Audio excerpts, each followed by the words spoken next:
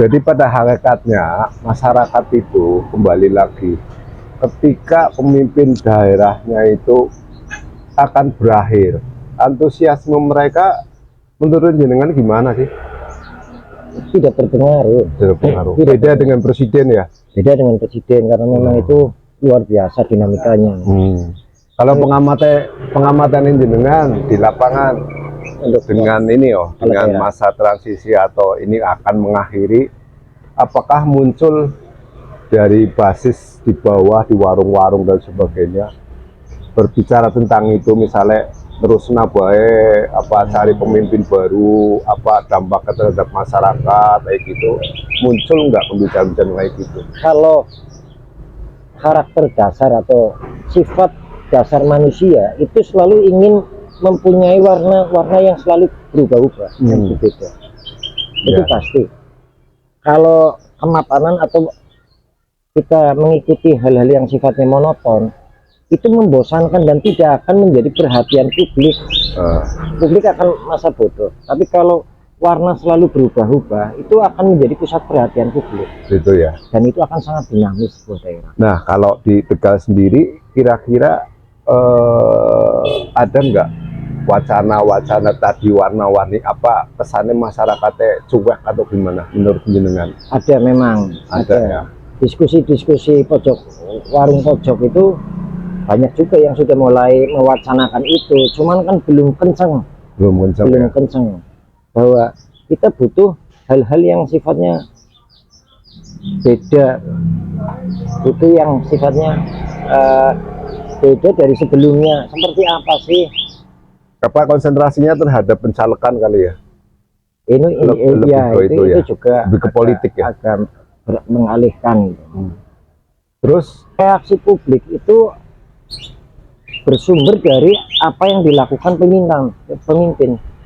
Ketika pemimpin itu tidak melakukan sesuatu yang berefek terhadap masyarakat, publik juga akhirnya acuh tak acuh, tidak berpengaruh. Mau apa seorang pemimpin, akhirnya publik tidak. Yang paling menentukan itu sebetulnya orang-orang yang mewakili masyarakat. Gitu ya. Harusnya itu. Nah, sekarang kalau semuanya serba tidak ada take and give di dalam dinamika kota atau daerah, ya kota atau daerah itu mati sebenarnya, seperti nggak ada kehidupan politik. Tapi yang paling mendasari itu bagaimana pemerintah atau pengelola daerah itu pendekatan ekonomi itu paling utama, ekonomi kerakyatan.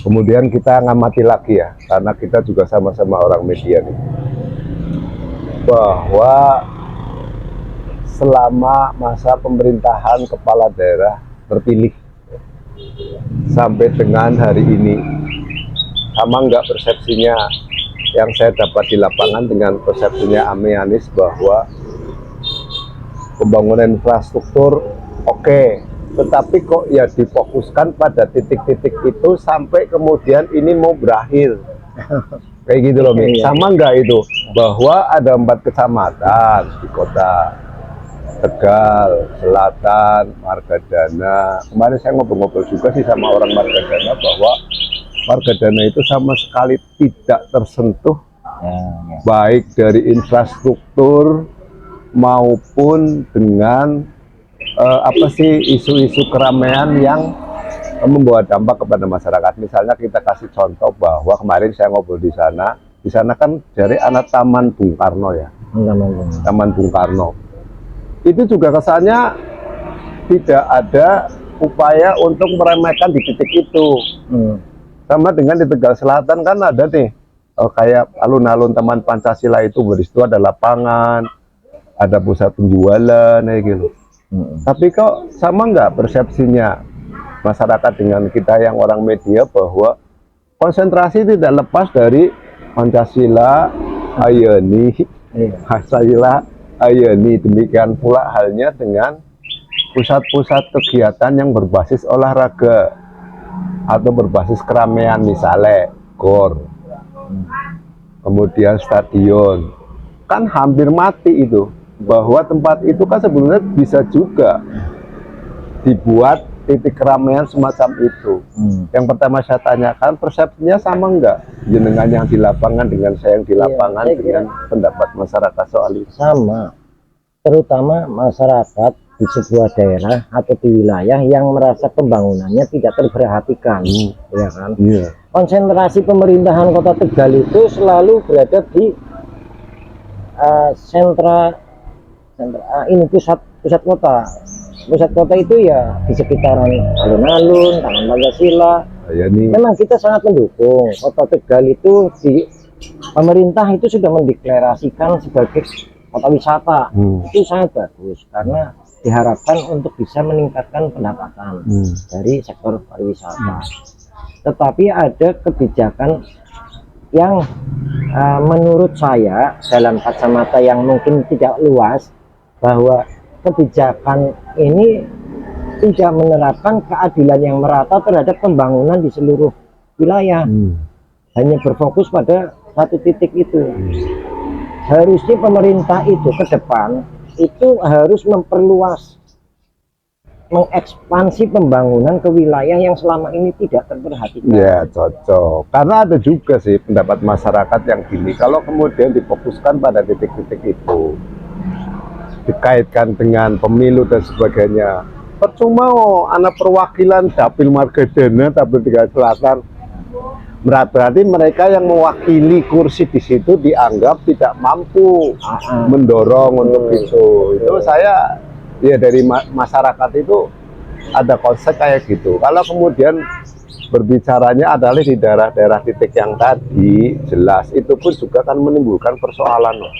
Kayak gitu loh, bahwa pusat kegiatan di situ yang notabene adalah pengaturan alur lalu lintas dan sebagainya sekarang menjadi kata mereka yang tidak mengais rezeki di situ, masa menjadi titik kemacetan. Nah, persoalannya dengan yang sering di dewan, sering ke eksekutif, ke legislatif itu sering nggak sih ada input-input kayak gitu pada gedung utara atau DPRD untuk pemerataan soal keadilan? Gue sering nganang nggak input-input kayak gitu? Saya memang jarang ke tempat itu kecuali pada event tertentu ya. Tapi pada intinya kita bisa ambil contoh di dunia pendidikan. Nah, dunia pendidikan jelas ada ketidakadilan yang merata. Jadi perlu contohnya itu sekolahan SMA, karena ada Tegal Selatan kan belum ada, misalkan hanya rencana mau dibangun di sana. Ya ini kalau sudah ada rencana, sudah ada itikat baik, meskipun belum realisasi. Dan yang lain. Nah, ke depan sebaiknya itu jangan konsentrasi terhadap pembangunan fisik, kurangi porsi pembangunan fisik, tingkatkan porsi terhadap pembangunan ekonomi masyarakat. Cocok. Ekonomi itu lebih penting. Masyarakat itu jangan sampai berpikir besok mau makan apa, itu jangan itu. Kayak gitu, karena apa, jalannya apik, bangunannya bagus, tapi warganya angel ya. Kayak misalnya saya kasih contoh yang deket aja lah. Kalau jenengan jalan ke Taman Pancasila itu, justru yang memanfaatkan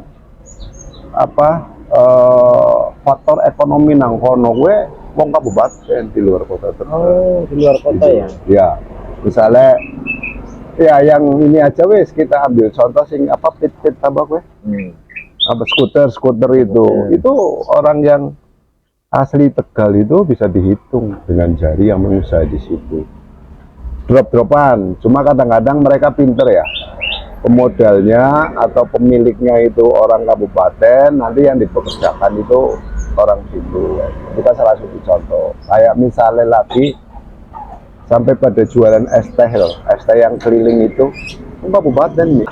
Harusnya ya kayak gitu. Kalau kemudian konsepnya itu membangun UKM ya di salah satu contohnya, artinya sebetulnya harus ada integrasi antara pemerintah kota ketika lahan itu mau dibangun. Mungkin ada aturan yang diprioritaskan warga Tegal, atau ada supply dari dinas perdagangan misalnya, bantu apa kayak bantu gerobok apa bantu apa hal-hal. Aku setuju itu ketika yang dibangun adalah UKM. Dulu itu hampir, jenengan ingat nggak ketika setiap kali 17 Agustus zaman dulu ya bukan dulu banget, kayak mesti ada pameran pembangunan. Ada ya. Ya, dimana di situ dimana di situ nanggor apa nang dimana di situ kowe sing mlebu UKM ke anak apa pilet kerupuk apa sih kerupuk udang kerupuk ikan hok dan sebagainya, kue menampilkan kue. Nah ini kita lihat beberapa kesini pernah nggak ada perhelatan kayak gitu yang kemudian pure itu kan paling nggak dalam hal menghidupi atau memberikan perhatian maning UKM. Kalau sekarang kan konsentrasinya terhadap pembangunan fisik ya. Ayani sendiri kan kalau saya lihat diagramnya kan atau apa blueprint istilahnya kan tidak sesuai ya. Iya, blueprintnya apik nemeno. Iya betul. Iya kan blueprintnya bagus banget. Itu kayaknya perlu ada pembahasan ulang itu. Yang Ayani itu ya. Ayani. Iya. Nyatanya kan di situ hanya yang kita lihat malah jadi angel menimbulkan kemacetan, ya kan? Iya. Sekarang kan ini pengaturan lalu lintas yang di Serayu gue kan juga dengan apa sih kayak dilarang masuk dua arah, itu juga kan nggak memberi solusi melancarkan arus lalu lintas di Taman Pancasila. Meskipun sekarang anak kebijakan kendaraan satu arah, iya, Sinangkai sih Serayu, iya Semeru, tapi kan tetap baik. Nah itu maksudnya adalah semacam itu. Kemudian tadi kalau kemudian berbicara UKM ya setuju. Kalau kita lihat dari kacamata secara real peran dari pemerintah terhadap mengayomi dalam tanda kutip UKM secara fakta di lapangan. Kalau dinas yang menaungi UMKM itu kalau yang saya lihat sudah berupaya untuk mengakomodir. Cuman dari pelaku-pelaku usaha UKM itu sendiri kadang-kadang punya sifat manja. Manja ya? Manja. Jadi mereka maunya maaf aja, ya. Sepertinya maunya didulangi gitu loh. Nah itu bersaing dengan pelaku-pelaku usaha UMKM luar kota yang sangat dengan model besar, dengan model mandiri, tangguh. Mereka masuk ketika ada acara atau event-event yang diselenggarakan di Kota Tegal, mereka dapat informasi dan mereka masuk, berani bertarung. Nah, luar kota ya? Iya, luar kota, kebanyakan Jakarta, Surabaya itu ke sini. Nah, ketika kita berinteraksi dengan pelaku usaha UMKM yang di Kota Tegal, mereka mintanya digratiskan setiap ada usaha. Ini ya perlu ada solusi dari dinas. Gimana caranya supaya mereka menjadi orang-orang yang tangguh. Terus ini masalah infrastruktur yang di pasar pagi ya. Kita bicara soal pasar. Ya. Ini kan itu bicara secara menyeluruh Kota Tegal untuk kemajuan ke depan. Ya, obrolan aja. Satu diantaranya itu pasar. Itu harus ada evaluasi besar-besaran terhadap pasar karena pasar itu menjadi pusat kemungkinan potensi pendapatan ke daerah itu sangat besar. Jadi kalau tidak dimaksimalkan upaya itu, banyak kebocoran. Saya katakan banyak kebocoran. Misalnya apa? Ada usaha di sana yang tidak tertarik oleh pemerintah terkait dengan anggaran. Oh iya? Ya, misalkan wilayah radius dari pasar pagi itu berapa sih? Kok di Jalan Ahmad Yani kenapa nggak ditarik di retribusi? Kan ada di lingkaran pasar aja sudah itu ada banyak yang seharusnya masuk ke kantong pemerintahan, tapi itu enggak. Fakta ya itu ya? Fakta. Itu fakta. Nah, ini harus dibenahi terutama juga petugas-petugas di lapangan. Bahwa ini pemerintah Kota Tegal atau Kota Tegal itu sedang berharap peningkatan PAD. Ini penting sekali. Kalau enggak betul-betul diketatkan supaya tidak mengalami kebocoran, tapi semua total masuk ke PAD, ini tapi mungkin anu juga mungkin keraguan atau payung hukum untuk menarik retribusi itu, karena kan yang diayani itu kan belum ada ini. Apakah mereka itu boleh pada saat awal kan nggak boleh. Perjalanan pasar itu sudah berapa tahun. Nah, kalau memang tidak ada payung hukum, tapi kan sudah pernah banyak inspeksi-inspeksi yang dilakukan oleh pengelola daerah, baik itu eksekutif maupun legislatif. Nah, di situ kan mestinya harus langsung dibikin regulasinya. Apa yang menjadi masalah di pasar pagi ini, kita cari ada enggak, kalau enggak ada kita bikin. Artinya kesannya dibiarkan ya ini ya? Dibiarkan. Iya. Pembiaran pasar pagi, contohnya itu saya kasih ke pasar pagi, itu sudah berlarut-larut. Bagaimana tempat yang tidak sepatutnya diperuntukkan bagi sesuatu hal, atau misalkan saya konkretnya aja, trotoar atau halaman di pasar pagi itu yang dibentang itu, kanan kiri, itu bukan lahan parkir, tapi itu digunakan untuk parkir. Itu pembiaran bertahun-tahun. Bahwa parkir itu ada di basement, di blok itu ya, atau ada yang sudah dijadikan peruntukan parkir. Terus ada lagi tempat yang tidak seharusnya untuk gudang, itu dijadikan gudang. Misal lift yang sudah rusak itu dijadikan gudang sepatu oleh pedagang. Eden ya. Ini Eden karena di sana apa tidak ada petugas, di sana apa tidak ada orang yang mengawasi kegiatan pasar. Menarik. Ya. Jadi harus ada evaluasi besar. Sehingga jangan kemudian artinya lumrah aja ketika tatanan ayani yang kemudian menjadi city walk itu menjadi amburadul ya. Karena satu titik yang istilahnya menjadi sentra pemerintahan kan, di situ ada strukturnya, kepala pasar ini semrawut. Apalagi ayani untuk berharap menjadi tertib atau menjadi sesuai dengan blueprintnya ya kayak ngaco ya. Iya benar. Ada lagi contoh lagi, misalkan bahwa aset pemerintah yang disewakan, di pasar pagi kan aset pemerintah yang disewakan ke pedagang itu mengalami perubahan secara fisik. Bahwa ketika disewa itu tidak boleh ada perubahan kecuali ada perjanjian, dan mungkin saya tidak yakin itu ada perjanjian. Satu kios, beberapa kios itu temboknya didodos misalkan, dibuka. Ini sudah merusak.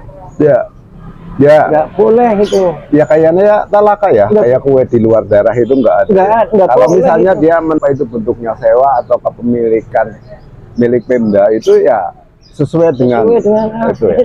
Tapi nggak ada ya tindakan sanksi dan sebagainya. Ada tindakan. Ada juga di pasar pagi itu ya, ini menjadi catatan buat pemerintah Kota Tegal khususnya yang membidangi itu, bahwa ada beberapa kios itu dimonopoli oleh satu orang pedagang. Dia punya berapa kios gitu? Satu orang pedagang memiliki lebih dari 5 kios. Keren. Ini sudah nggak benar. Bandar ya? Kepada siapa yang membayar itu? Ini yang harus dikejar. Hal-hal semacam itu yang berwenang misalnya dalam hal ini kepala dinas perdagangan, kira-kira informasinya sampai masuk ke situ enggak? Ini yang kasihan ya, yang kasihan itu saya tidak membela-bela pejabat atau enggak, ini fakta bahwa ketika siapapun yang masuk sebagai pimpinan di dinas itu, otomatis dia akan bergantung pada bawahan. Ya. Yang harus diberesi itu yang ini, yang di bawah, bukan diberesi terus yang dia dikoreksi itu kepala dinasnya. Kepala dinas menerima informasi, menerima data dari anak buah. Ya. Ini yang harus dibenarkan. Bisa jadi itu tidak nyampe ya. Bisa jadi kan, bisa nyampe. Kenapa sampai terjadi seolah-olah pembiaran? Karena mungkin data atau informasinya tidak sampai ke atas. Setuju. Keren. Di luar berbicara soal PAD kan itu berarti miniatur dari tata kelola pemerintahan loh Pak. Aneh gitu, yang berimbas kepada masyarakat.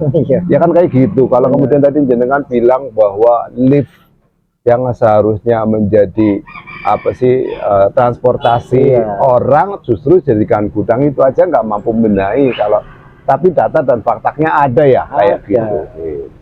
Itu kan tata kelola pemerintahan yang tidak benar. Apalagi berbicara soal mikir aku terlalu ato ya, sudah Tegal Selatan untuk Margajana 1 titik aja enggak.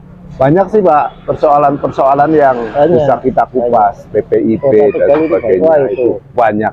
Oke, nanti kita lanjut pada sesi selanjutnya tentang obrolan semacam ini. Demikian podcast jalanan yang dipandu oleh saya Bambang Mujiono. Terima kasih.